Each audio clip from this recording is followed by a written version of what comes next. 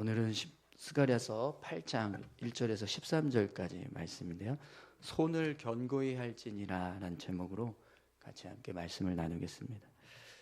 오늘 말씀을 보면 하나님께서 유다 백성들에게, 귀한 민들에게 다시 은혜를 부어주시겠다라고 말씀하시는 내용을 볼 수 있습니다. 여러분, 하나님은 하나님의 백성들을 사랑하십니다. 그래서 때로는 징계를 주시기도 하지만 또 때로는 상을 주시기도 하고 또 선물을 주시기도 합니다.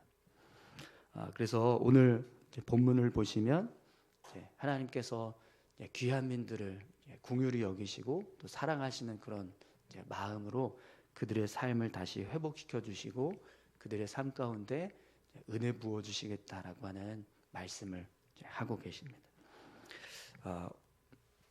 먼저 하나님께서 귀한 민들의 삶에 어떤 은혜를 주시겠다고 말씀하시는지 그 내용을 좀 같이 함께 보겠습니다. 1절에서 2절 말씀입니다. 만군의 여호와의 말씀이 임하여 이르시되 만군의 여호와가 이같이 말하노라. 내가 시온을 위하여 크게 질투하며 그를 위하여 크게 분노함으로 질투하노라. 아멘. 본문을 보시면 하나님께서 이렇게 말씀을 하세요. 내가 시온을 위하여 크게 질투하며 그를 위하여 크게 분노함으로 질투하노라. 하나님께서 질투를 바라시는데 그 질투가 시온을 위한 질투, 이스라엘 백성들을 위한 질투, 이렇게 하나님께서 질투를 바라시겠다는 거죠. 그래서 지금 하나님께서 이 바라시는 질투는 이스라엘 백성들에게는 은혜가 됩니다. 왜냐하면 이 질투가 이스라엘을 향한 질투가 아니라 이스라엘을 위한 질투가 되기 때문에. 그러면 이스라엘을 위한 질투는 누구를 향하게 될까요? 이스라엘을 해치거나 괴롭게 하는 사람들을 향해서 바라는 질투가 됩니다. 그래서 하나님께서 그를 위하여, 시온을 위하여 내가 질투하겠다, 그들을 위하여 크게 분노하고 질투하겠다, 이렇게 지금 말씀하시는 것은 귀한 민들을 향한 은혜라는 걸 알 수 있습니다. 왜냐하면 이걸 바꿔서 말하면 하나님이 귀한 민들의 삶에 편이 되어 주시겠다, 이렇게 말씀하시는 거거든요. 그래서 지금 이 말씀이 하나님께서 주시는 복이라는 것을 알 수 있습니다.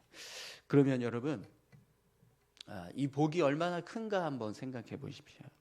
하나님께서 이스라엘 백성들, 유다 백성들의 편이 되어 주신다, 이렇게 말씀하시는 겁니다. 그러면 나를 괴롭게 하거나 나를 해치려고 했던 사람들을 향해서 하나님이 대신 싸워주시고 대신 그들에게 어떤 능력을 행하시는 일을 하게 되는 거죠. 그랬을 때 여러분, 그 질투의 모습, 그런 분노하시는 하나님의 모습이 얼마나 큰 능력이 되겠습니까? 그죠? 하나님께서 귀한 민들의 삶 가운데 함께 하셔서 그들을 괴롭게 하는 사람들, 또 그들을 해치려고 하는 사람들, 그들에 대해서 다 막아주시고 그들과 함께, 이 귀한 민들과 함께 같이 싸워주시겠다라고 이렇게 말씀을 하시는 거니까 정말 큰 은혜가 되겠죠. 오늘 저와 여러분들의 삶에도요, 하나님께서 우리를 위하여 질투를 바라시는 분 되기를 소망합니다.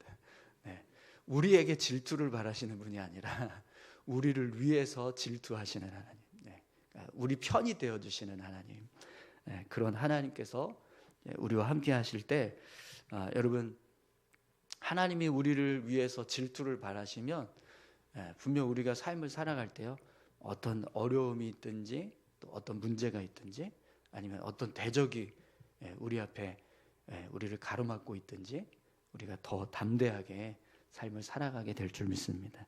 오늘 저와 여러분들의 삶에요, 이런 놀라운 은혜가 임하기를 축원합니다.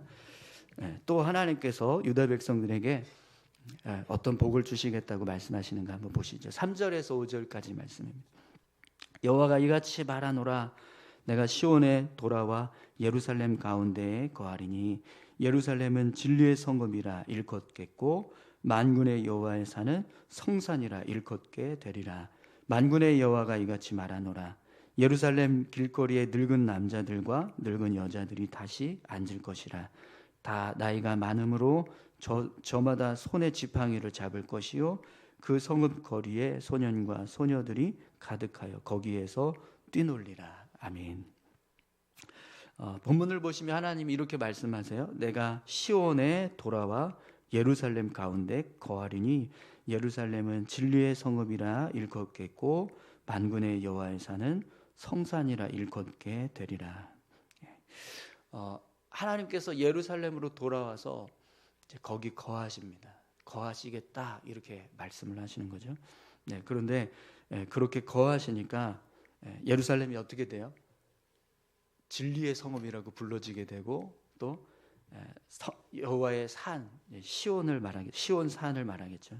이 시온산은 성산이 될 것이다. 거룩한 산이 될 것이다. 이렇게 이제 말씀을 하십니다.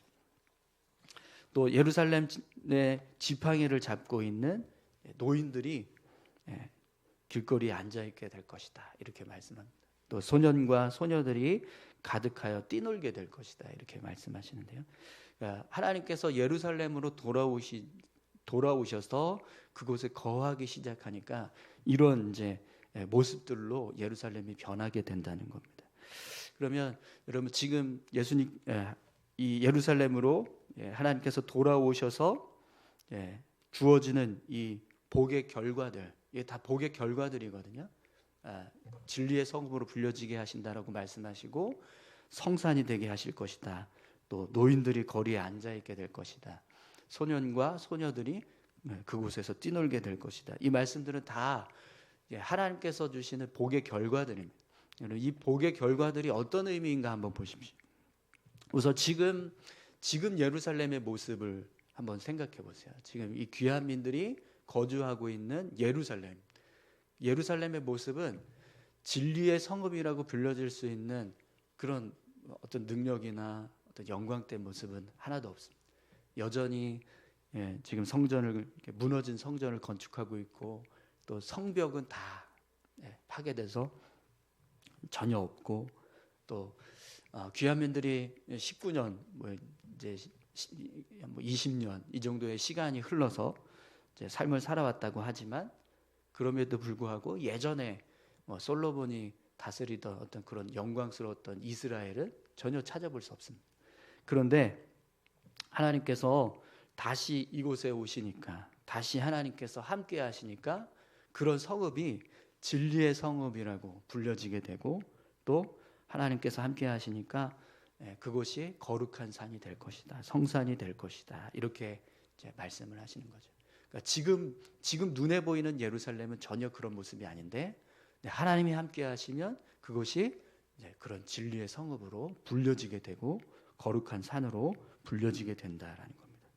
또 노인들이 거리에 앉게 된다. 소년과 소녀들이 뛰놀게 된다. 이 말씀은요. 그만큼 평안과 안전이 있는 그런 성읍이 된다는 의미입니다. 그런데 사실 여러분 우리가 느헤미야서 말씀 보았지만 성전이 건축되고 나서도요. 몇십 년 동안 계속 이스라엘 백성들이 귀한 민들이요. 굉장히 고생을 많이 했습니다. 주변에 있는 나라들이 계속해서 그들을 괴롭히고 또 물건을 뺏어가고 농사 지은 거 다 뺏어가고 뭐 이런 일들이 계속 벌어졌었거든요. 그 정도로 지금 예루살렘의 모습은 뭐 평안, 안전 찾아볼 수 없는 그런 땅인 거예요. 근데 하나님께서 그곳에 거하시면 그곳에 돌아오시면 다시 그곳이 평안과 안전이 있는 땅, 평화가 있는 땅이 되게 하시겠다. 이렇게 말씀하고 계시는 거죠.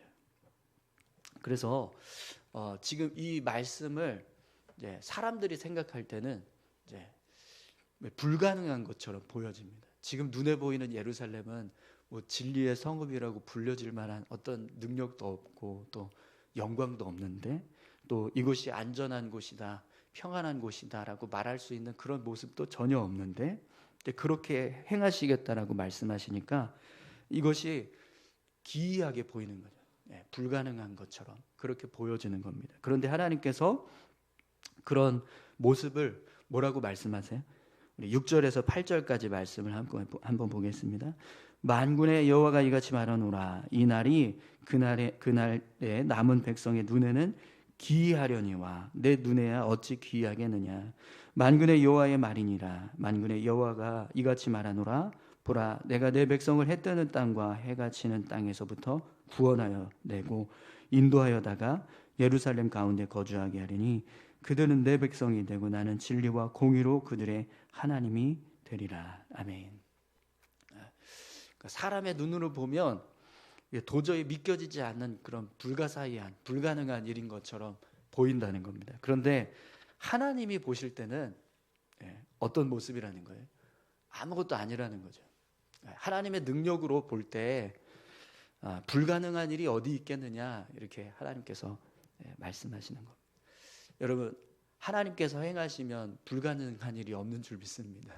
네, 그러니까 하나님께서 너희들이 볼 때는 이게 불가능해 보이고 또 이것이 기이한 일처럼 보이겠지만 내가 이것을 행하면 이건 아무 일도 아니다, 아무것도 아니다.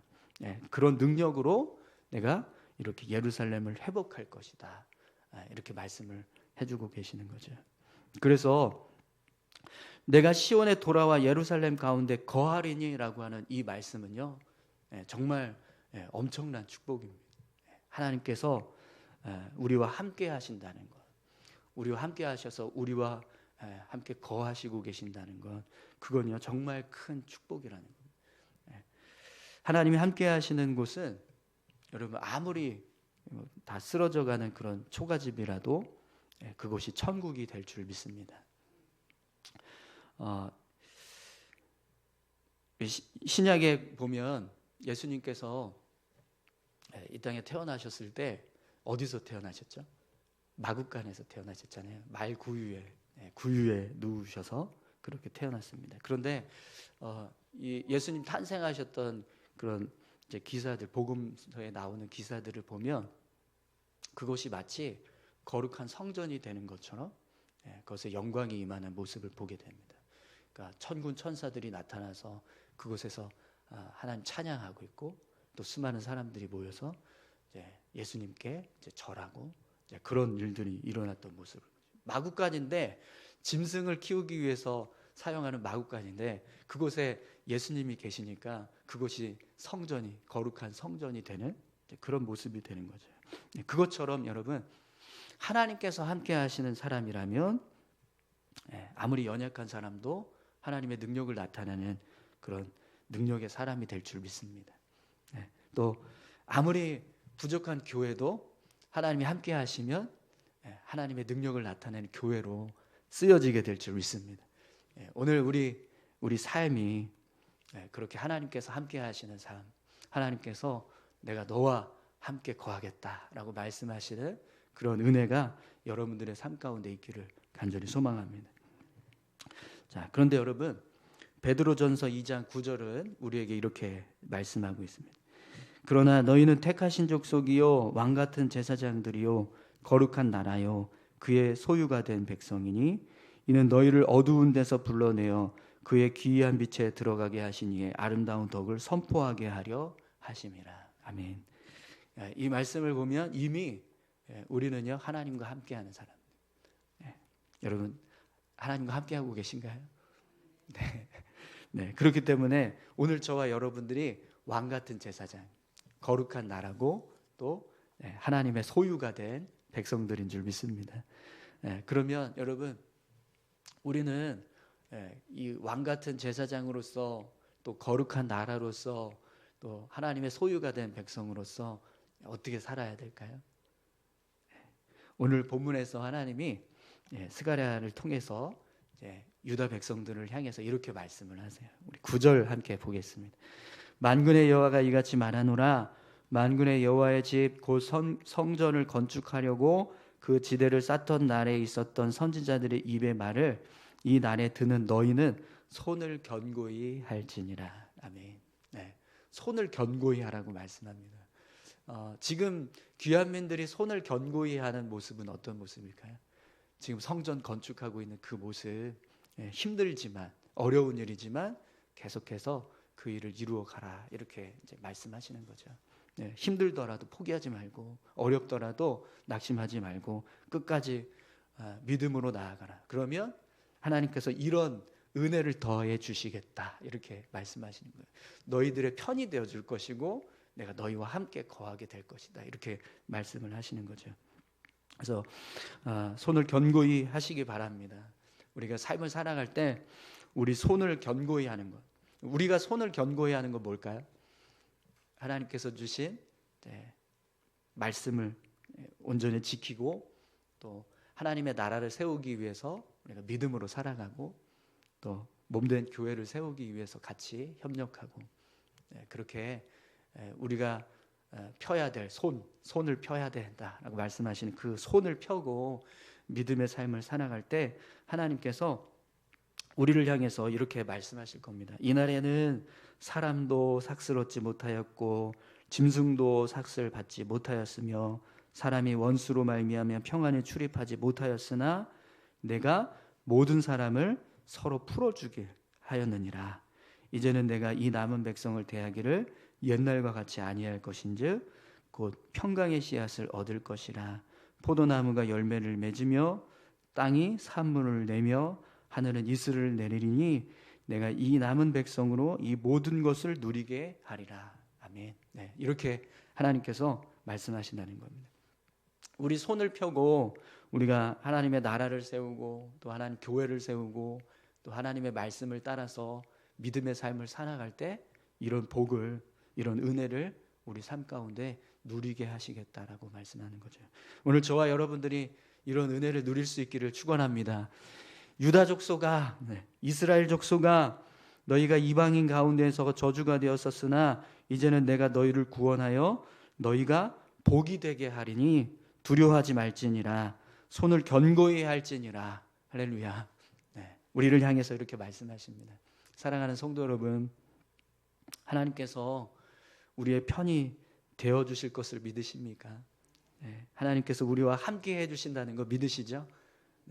우리 그 은혜를 누리면서 하나님을 향해서 우리도 손을 견고히 펴는 그런 믿음의 삶을 살아가시기를 축원합니다. 우리 같이 기도하실까요? 하나님께서 우리를 사랑하시기 때문에 우리가 연약해지거나 또 우리가 하나님 보실 때 온전하지 못할 때는 책망도 하시고 또 징계도 하십니다. 그래서 우리 이제 말씀에서 이렇게 책망하시고 또 징계하시겠다고 하는 그런 말씀들도 우리가 보았지만, 또 다른 한편으로는 이렇게 우리를 사랑하시기 때문에 우리에게 너희가 믿음으로 견고하게 서면 나도 너희를 축복하고 너희에게 은혜 부어주시겠다라고 그렇게 약속을 하십니다. 우리 삶이 그런 하나님의 축복이 임하고 하나님의 은혜가 임하는 그런 귀한 삶이 되기를 소망합니다. 우리 삶을 견고히, 손을 견고히 펴서 담대히 우리가 믿음으로 살아갈 수 있게 해달라고 같이 함께 기도하셨으면 좋겠습니다. 함께 기도하겠습니다. 아버지 하나님 감사합니다. 오늘도 우리 삶을 주장하시고 우리를 인도해 가시는 선하신 주님, 귀한 말